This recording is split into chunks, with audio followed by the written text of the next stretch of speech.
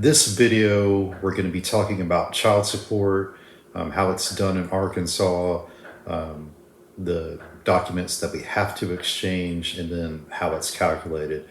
So it's a difficult subject, but it's something that's going to be present if we have kids, and we're just going to have to figure out how we're going to address it.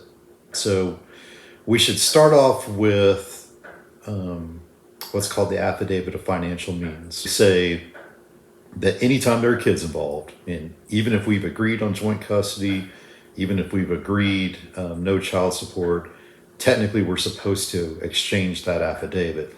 So we get our clients ready for preparing it. We'll wait until the last second if we have to produce it or not. Most of the time, so we have that affidavit, and then there's a one-page worksheet where we actually get the child support calculation. And most of the time, most judges, they'll let us just submit that worksheet. And so that is just another reason why we're working towards settlement.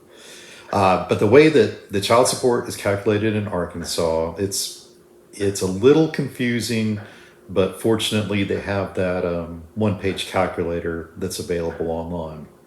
So what they do is they take your gross income and they take your co-parent's gross income. Now this is monthly gross income.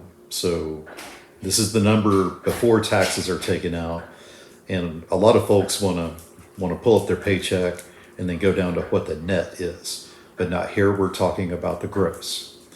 And the final child support calculation doesn't swing a whole lot depending on the gross. So like if we think the monthly gross is $3,000, but it really turns out to be $2,500, it doesn't swing the child support calculation all that much.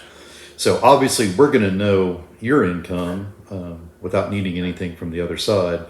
And you might know the other side's income, you might not.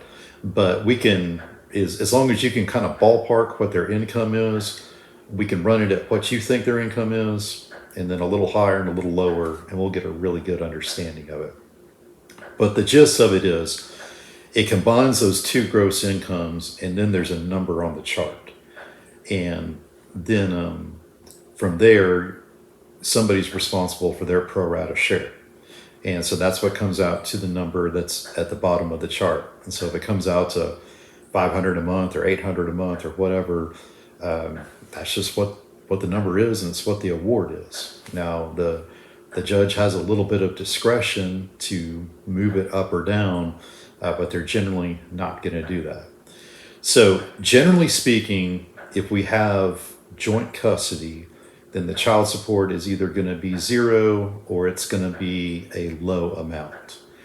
And if we have anything other than joint custody, if it's every other weekend or supervised visitation, then whatever that number comes out to is almost certainly going to be awarded. And so again, that's why we like to run these calculations with you early. Part of it just to see where we can make our best judgment about where the judge is going to land on this. And so if we think you need to be giving money for support, then we can advise you on that. Or if we're expecting you to get some money in support, then we can advise you on that and how we're going to proceed on to a hearing. Now, there's two things to keep in mind here that we run into quite a bit. So first is we have somebody who's unemployed. And a lot of folks think that you just get to run that in as a zero. And so that's not what the judges do in Arkansas. So what they do is they impute minimum wage. So, if you're a stay-at-home mom or you're out of work, the judge is still going to impute minimum wage, and then we'll run the calculation through the chart, and we'll show you how to do that. The other problem that we'll run into occasionally, the child support calculations and everything, it's all set up for somebody who's an employee. It's not set up for somebody like me who's self-employed. So when it's self-employed, there's more work that we get into.